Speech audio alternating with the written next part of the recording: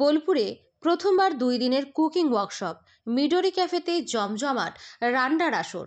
বোলপুর শান্তিনিকেতনের সোনাঝুরি পল্লীতে অবস্থিত মিডোরি ক্যাফেতে শুরু হলো ব্যতিক্রমী কুকিং ওয়ার্কশপ, রান্নার সহজ পাঠ।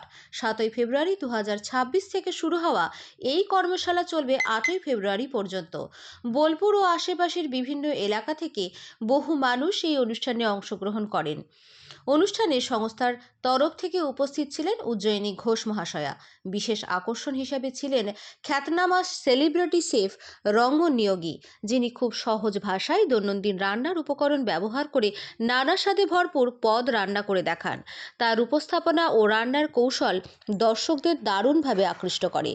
রান্না প্রদর্শনের পাশাপাশি অনুষ্ঠানের শেষে আয়োজন করা হয় রান্নাভিত্তিক কুইজ ও প্রশ্নোত্তর পর্ব, যেখানে অংশগ্রহণকারীদের উৎসাহ ছিল চোখে পড়ার মতো।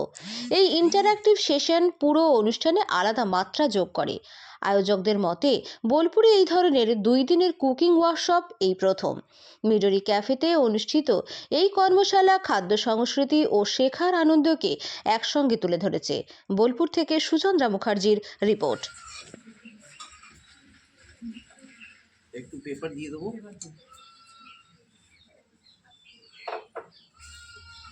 খুব সামান্য, জাস্ট একটু শুরু করব। দেখুন এর মধ্যে ফ্লেম এসে গেছে। এইটাকে আস্তে করে এর মধ্যে আহুতি দেওয়া হয়েছে।